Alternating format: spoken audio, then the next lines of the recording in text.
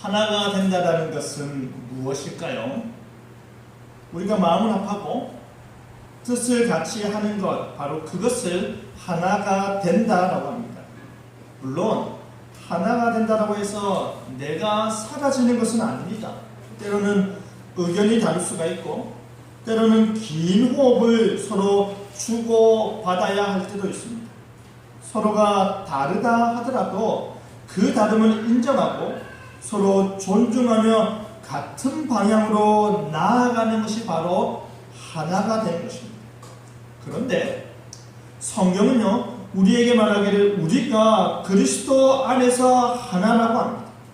우리는 믿음으로 말미암아 그리스도 안에 거하게 되고 그와 하나가 되어 하나님의 언약 백성으로서 유업을 이을 자가 되었습니다. 그렇다면 이 말들이 가지는 가치와 의미가 무엇인지 믿음이 온 후에라는 제목으로 말씀이 주는 교훈을 함께 나누겠습니다. 첫째로 우리는 하나님의 자녀이다. 믿음이 오기 전에 우리는 모두 다 율법 아래에 매인 바가 되었습니다. 율법 아래에 있다는 것은요, 율법 아래에서 의롭지 못한 상태로 있었다라는 말인데요. 율법이 우리를 지적하고 율법이 우리로 죄인이라 일컬을 때 마치 죄인이 호박줄에 묶여 있듯이 그렇게 매여 있는 것입니다. 우리는 율법 앞에서 우리의 행위로는 도저히 의롭다 인정을 받을 수가 없습니다. 우리가 아무리 철저하게 선을 행한다 할지라도 우리 스스로가 규범 지어놓은 율법의 요구들 앞에서도 우리는 온전한 의미에서 의를 소유하는 것이 불가능하다는 것입니다. 오직 십자가에서 죄를 물든 그의 택한 백성들을 대신하여 죽으신 그리스도를 믿는 믿음으로 말미암아 하나님 앞에서 의롭다함을 인정받게 되는 것이죠.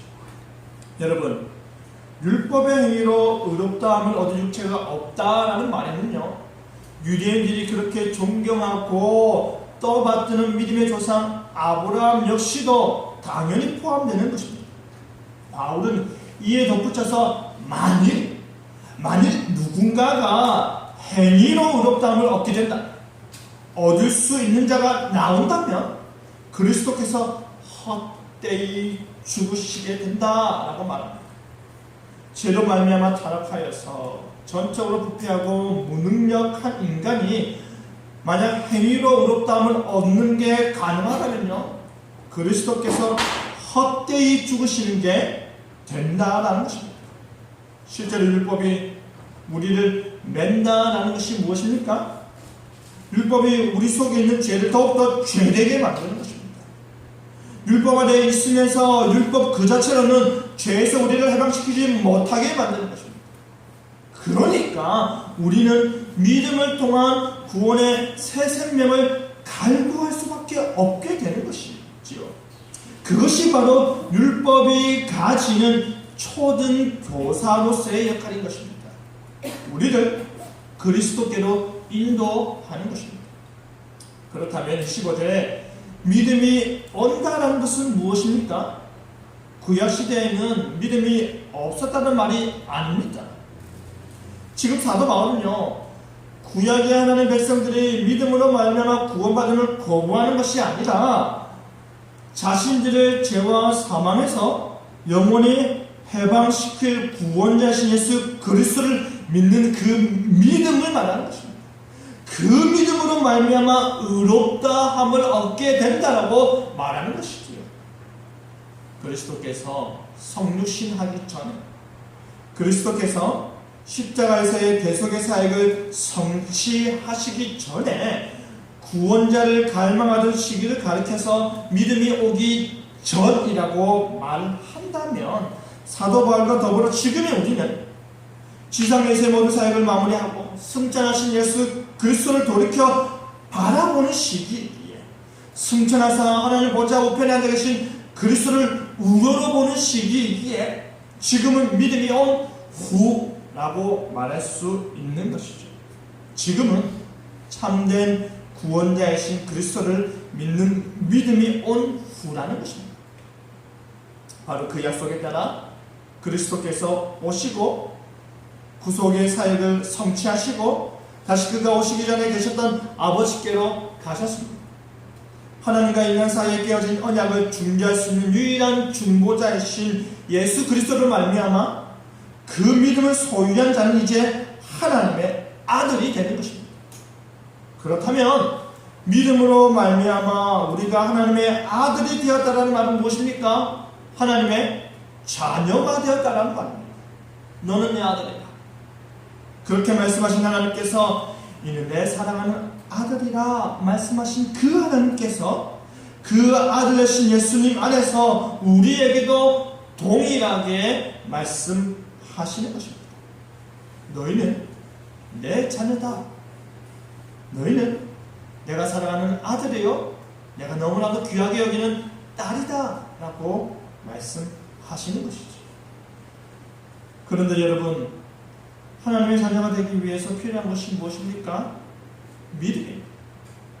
너희가 다 믿음으로 말미암아 그리스도 예수 안에서 하나님의 아들이 되었으니 라고 말합니다.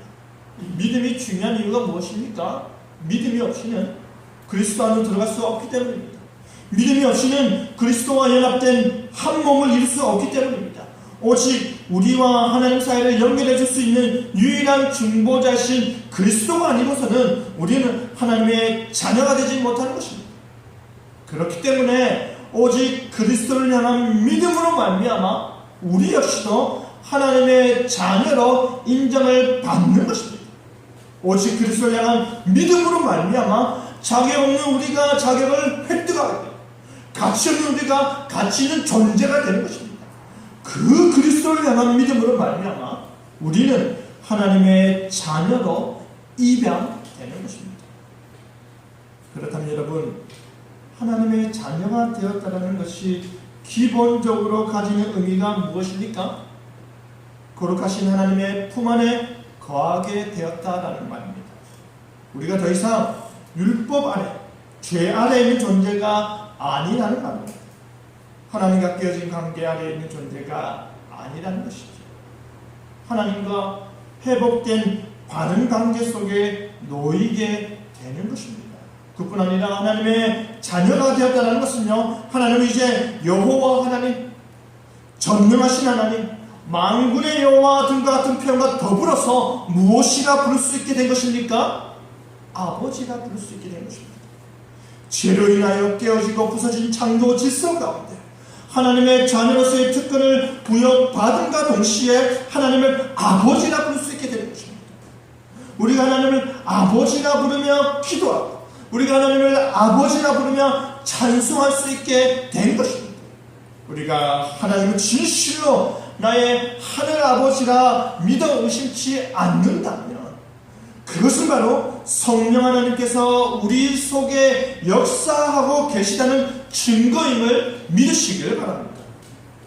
그런데 여러분, 바울은 특별히 그리스도 안에서에 대해 보다 구체적인 행위를 언급하고 있는데요, 그것은 바로 27절의 세례입니다. 그리스도 안에 속하게 되고 그리스도와 합하기 위해서 무엇을 받아야 한다고 합니까? 세례를 받아야 한다라고 합니다. 누구든지 그리스도와 합하기 위하여 세례를 받은 자는 그리스도로 옷 입었느니라. 여러분, 세례가 무엇입니까? 여러분 다 세례를 받으셨는데요, 세례가 무엇입니까? 우리가 믿어야 할 바에 대해서 배운 뒤에 자신이 믿는 바를 확인하고 묻고 답하는 과정을 통해서 자신의 신앙을 성도들을 보는 앞에서 공적으로 표하는 것입니다. 목사의 능력에 따라서 혹은 교인 수에 따라서 세례가 더 거룩하거나 더 영적이거나 하지 않습니다. 세례의 흐름은 사람과 장소에 있는 것이 아니라 오직 삼위 하나님께 있기 때문입니다. 그 하나님의 거룩한 이름을 통해서 이루어지는 것입니다. 세례는 물이 우리 몸을 깨끗게 씻듯이 우리 죄를 성령과 불로 씻는 것입니다. 세례에 있어서 외적으로 드러나는 것은 단순히 물에 불과하지만 내적으로는 죄 씻음의 역사가 나타나는 것입니다. 그리고 세례를 받은 자는 이제 그리스도와 합하여졌기 때문에 이미 그리스도와 합하여진 성도들과 한 몸을 신비롭게 형성하는 것입니다. 그렇기 때문에 세례받은 자는요, 어디에 참여할 수 있게 되는 것입니까? 성찬에 참여할 수 있게 되는 것입니다. 세례는 우리가 믿음을 고백함으로 인해 그리스도와 연합게 되는 것입니다. 세례는 우리에게 그렇게 된 변화를 경험케 하는 것입니다. 세례는 그 의식 가운데 역사하시는 성령을 통해 새 생명의 원리가 심겨지는 것입니다. 영생이 부여되어 변화된 삶을 살게끔 성령께서 역사하는 것입니다. 그렇게 믿음을 공표하고 물론 세례를 받은 자는 그리스도로 옷 입게 되는 것입니다. 우리가 옷을 입어서 우리의 몸을 치장하고 가리듯이 우리의 옛 본성과 옛 모습을, 우리의 못난 부분과 모든 더러운 것들을 그리스도로 옷 입어 가리는 것입니다. 세례를 통해 죄의 겉옷을 벗어버리고 의의 새 옷을 덧입는 것입니다.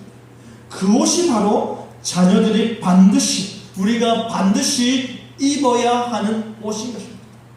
그 옷을 입지 않고서는 우리는 여전히 비참한 모습으로 슬피 울고 있을 것이 틀림없는 것입니다. 사랑하는 성도 여러분, 우리는 믿음으로 말미암아 그리스도 예수 안에서 하나님의 자녀가 되었습니다. 우리는 믿음으로 말미암아 하나님 아버지를 우리 아버지라 부르는 특권을 가지게 되었습니다. 오랜 교회 생활, 수많은 봉사의 은혜도, 귀한 섬김의 공로도, 많은 신학적 지식도 우리를 죄에서 구원하지 못합니다. 오직 믿음, 오직 성령 하나님의 선물인 그 순수한 믿음만이 우리를 하나님의 자녀가 되게 하는 것입니다. 그 믿음이 여러분에게 있음을 확인하시기 바랍니다. 그 믿음이 여러분에게 너는 하나님의 자녀야, 너는 하나님의 아들이야, 너는 하나님의 딸이야 라고 말하고 있음을 확인하시기 바랍니다. 부디 하나님의 자녀가 되는 권세를 확실하고 소중히 간직하는 여러분 되기를 바랍니다. 둘째로 유업을 이을 자이다. 믿음으로 말미암아 얻게 되어 그리스도 안에서 하나님의 자녀가 된 자들에게 이어서 말하기를 28절에 너희는 유대인이나 헬라인이나 종이나 자유인이나 남자나 여자나 다 그리스도 예수 안에서 하나라고 합니다. 그런데요, 그 하나라는 말이 얼마나 충격적이고 놀라운 말인지 아십니까? 유대인들의 사고방식을 알면 이 말은 마치 폭탄과 같은 말입니다. 잘 아시다시피 유대인들은 자신들의 거룩과 순결을 너무나도 중요하게 여겼기 때문에 혼혈민족인 사마리아인들과 상종하지도 않았지 않습니까? 심지어 사마리아인들이 거주하는 땅에도 들어가지 않았습니다. 부정하고 들어온 사람들이 사는 땅이기에 그곳에 흙조차도 발에 묻히기 싫었던 것입니다. 뿐만 아니라 갈라디아서 2장에서 유대인들이 오는 소식을 듣고서 베드로가 이방인과 함께 하다가 식사 자리를 피했다라는 것이 기록되어 있습니다. 그리고 바울에게 비난을 받는 모습조차도 기록되어 있습니다. 그 다름의 갈등은 과거의 문제가 아니라 지금 갈라디아서가 기록된 그 당시의 문제였다라는 것입니다. 그 땅에 여전히 유대인과 헬라인 간의 차별 전쟁, 그 땅에 여전히 사람들 사이에 높고 낮음이 존재했기 때문입니다. 당시 사람들에게 폭탄과 같은 다 그리스도 예수 안에서 하나다라는 말은요, 유대인과 헬라인 사이에 민족적 장벽이 이미 무너졌다, 더 이상의 선민의식이나 우월주의 사상이 없다는 말입니다. 할례를 받느냐 받지 않느냐에 따른 종교적 차이가 사라졌다는 말입니다. 뿐만 아니라 종이나 자유인이나 혹은 남자나 여자 사이의 사회적 차이 역시도 제거되었다라는 말입니다. 여러분, 그런데요, 한번 생각해 보십시오. 재산에 불과한 종이 어떻게 그 재산의 소유자인 주인과 같을 수가 있겠습니까? 남녀가 유별한 것은 당시 이스라엘만의 문화입니까? 지금은 21세기 오늘날에도 남녀 간의 차등이 존재하고 있고 그 유리장벽을 깨부수기 위해서 많은 노력을 하고 있는 것이 사실임에도 불구하고 그 남녀 간의 차등이 실질적으로 없을 수 있을까요? 그런데 그것이 가능하다라고 말합니다. 지금 사도 바울은요, 민족적이고 종교적이고 문화적이고 사회적인 모든 장벽들이 그리스도 예수 안에서 제거되었다라고 합니다. 그리스도 예수 안에서 모두가 하나가 되었기 때문입니다. 이 말이 구체적으로 무엇입니까? 보다 분명하게 말하면 믿음으로 말미암아 얻게 되는 결과가, 믿음으로 말미암아 얻게 되는 그 결과가 모든 사람들에게 동일하다는 것입니다. 여전히 이방인은 이방인으로 남게 될 것입니다. 여전히 종은 종으로 남게 되고 여자는 여자로 남아 있을지라도 이방인이어서 종이어서 여자여서 복음을 향한 믿음의 결과가 결코 달라지지 않는다는 말입니다. 누가 믿더라도, 그 누가 믿더라도 구원의 응답은 동일하게 주어진다는 것입니다.